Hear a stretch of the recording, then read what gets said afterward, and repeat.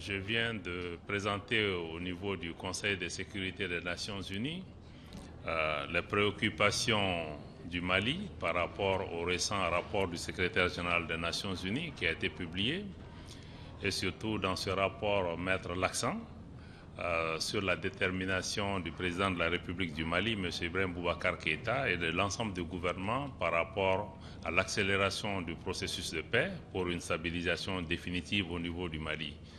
Vous savez, la présentation de ce rapport intervient juste quelques semaines après la visite du Conseil de sécurité des Nations Unies en début mars au Mali, suivie aussi d'une revue stratégique de la MINUSMA. Au cours de chacune de ces étapes, les parties prenantes ont pu constater l'engagement des autorités maliennes pour une application de l'accord malgré les difficultés sur le terrain, mais aussi enregistrer un certain nombre d'actions concrètes qui ont été posées pour vraiment l'application de l'accord dans ses principales dispositions en matière de sécurité et de défense, mais aussi en matière de politique institutionnelle, sur les questions humanitaires et de réconciliation, mais aussi sur les questions de développement. Sur chacune de ces questions, il y a des avancées. Naturellement, il y a eu aussi des difficultés qui ont été constatées, qui ont été marquées essentiellement par la présence et la recrudescence des activités de groupes terroristes sur le terrain, qui n'ont pas permis de créer des conditions de sécurité nécessaires pour pouvoir ramener une normalité et rétablir l'autorité de l'État sur l'ensemble du territoire. En définitive, il y a lieu aussi de noter la dynamique nationale qui a été créée au niveau du Mali suite à l'impulsion personnelle donnée par le président de la République du Mali pour favoriser une convergence entre les parties signataires maliennes, en particulier le gouvernement, la coordination et la plateforme. Et cette dynamique a permis, à travers l'initiative d'ANEFIS, d'amener plus d'apaisement entre les parties maliennes et surtout leur permettre aujourd'hui de parler d'une seule voix. En résumé, nous avons présenté toutes ces avancées au niveau du Conseil de sécurité en attirant l'attention aujourd'hui sur la nécessité aussi d'adapter la MINUSMA, qui est la mission des Nations Unies, qui est présente sur le terrain, qui continue à consentir des sacrifices importants. En 3 ans d'exercice, la mission a perdu près de 80 soldats. C'est la mission la plus meurtrière aujourd'hui sur la planète, mais aussi c'est une mission qui est confrontée à des difficultés énormes qui méritent d'être aidée. Mais ce qui est important, et ce que nous demandons au Conseil de sécurité et à la communauté internationale, c'est de faire en sorte que le mandat de la MINUSMA puisse être adapté à l'environnement sécuritaire, renforcer ses capacités, mais aussi qu'il était important que les forces de défense et de sécurité du Mali, qui aujourd'hui mènent la charge de la lutte contre les terroristes, puissent aussi bénéficier de l'accompagnement et du soutien de la communauté internationale dans le cadre d'initiatives régionales aussi comme le G5 qui permettent d'accompagner tous ces efforts. Ce sont les principaux messages que nous avons apportés ici à New York au nom du président de la République du Mali et de son gouvernement, tout en réitérant notre engagement à faire en sorte que nous puissions, dans les mois et les semaines à venir, accélérer les choses pour aller vers une application plus rapide des dispositions de cet accord. Joseph Klein, Canada Free Press. May I ask this question in English? Yes, please. Okay, thank you. Please. Actually, there are two questions. First of all, in your statement, you alluded to unilateral military action in Libya that contributed to the destabilization in Mali and the Sahel region. You talking specifically about the regime change brought about by the NATO action, and if so, could you elaborate a bit more in terms of the direct cause and effect? And my second question is, in your statement you talked about the need to adapt the UN peacekeeping mission, MINUSMA's mandate to the current conditions. Could you be a little bit more specific in what you have in mind? Thank you. Meeting of the Security Council, consultations. Thank you. With regard to your first questions, which is about any unilateral action about Libya, our concern as the government of Mali is that in 2012, consecutive to the international intervention in Libya, many groups, terrorists and the rebel group invaded the northern part of our country, which create the destabilization in Mali that we are seeing today.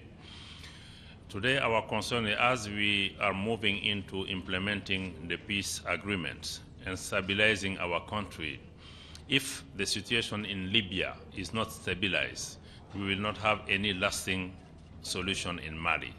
And for the situation in Libya to be stabilized, we need to give the priority to the political settlement of the crisis in Libya, which will enable us to have a national authority and government in Libya, which can be the partner of the region and the international community to also in return help in the fight against the terrorists. And we are not isolated in our opposition to any unilateral actions. The neighboring countries also have expressed similar concern that if there is action which is not supporting this political effort, it will create a dissemination of the terrorist groups, not only in Libya, but in the Sahel and even beyond. We can also create troubles in our country. That's why we think we should be paying more attention to support all the effort of the UN Special Envoy and other partners who are working to establish a lasting political solution in Libya. With regard to the adaptation of the mandate, we are just at the initial step of the thinking. We received last month's joint strategic review mission of the UN in Mali, with whom we started the thinking about the adaptation of the mandate, because we are absolutely confident that the current mandate of the MINUSMA is not adequate to the situation on the ground, which is mainly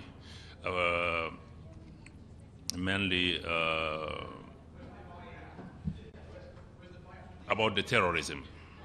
We are in the environment which is marked by the terrorist activities.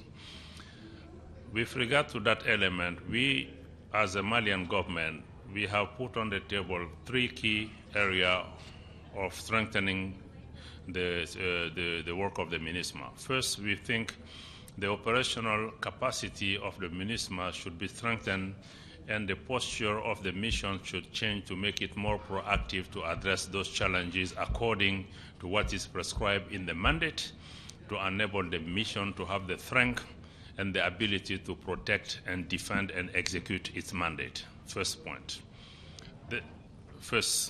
The second is to look at what support we can give to the Malian security and defense forces, because we understand some limitation of the UN mission in terms of engaging in the fighting terrorists.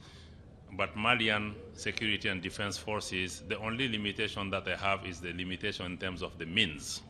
That's why we think the new mandate should find ways to strengthen the capacity of the Malian security and defense forces, to strengthen the collaboration and the joint operation with the UN mission to make sure we can have an adequate logistical and intelligence support to conduct the fight against the terrorists. The first leg of this thinking about the review of the mandate is to look at the regional setup. Because if you look at the broad situation in Mali today, for the past 6 months or so, we haven't seen any fighting among the Malian parties. We hope that this will remain the trend. It means that if Malians are not fighting among themselves, the only threat or the major threat remains the activity of the terrorist networks, which by definition is transnational, regional, or global.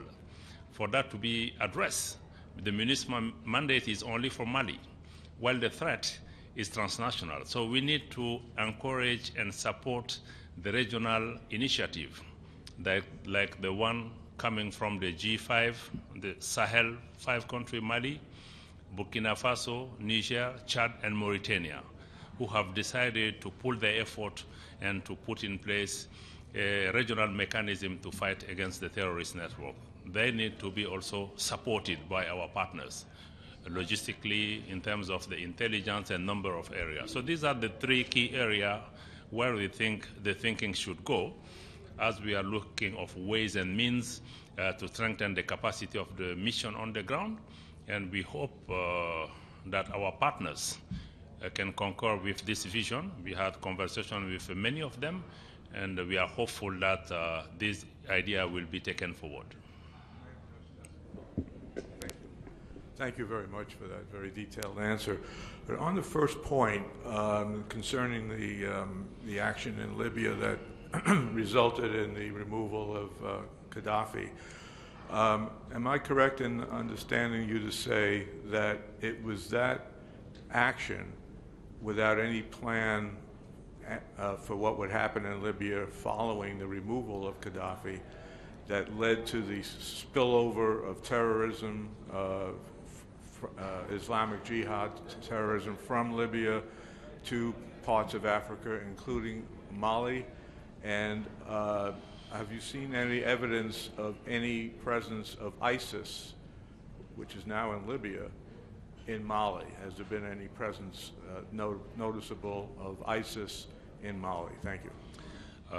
First, let us not look too much in the history, but we all know that what happened in Libya in 2012 were not executed in the way that the aftermath have been thought through to prepare the countries to cope with the intervention, which subsequently has destabilized the region. This is a fact. Now, we all know also that many terrorist groups, including from the ISIL, have moved from Syria, and many are operating now in Libya. And we know some of the terrorist groups also operating in the northern part of Mali have also paid allegiance to ISIL. We know and Boko Haram in the Lake Chad Basin area also is closely linked to the ISIL. So we see links among all these groups. That's why we think it's important that we take this threat seriously, that we work with the regional bodies and countries to make sure we can at least contain or fight this terrorist organization. We think the ISIL threat is real in our region, and it has to be tackled. It's a global concern. Our countries alone should not be left with this fight. We need support, we need help, but we want to make sure that any assistance has to be really discussed and agreed with our countries to make sure we are providing lasting solutions, which are not only military per se, because even fighting terrorism require also looking at the ideology part of it, looking at creating jobs and opportunity for our young people. So we need to work in providing a comprehensive solution to this destabilization. Thank you so much.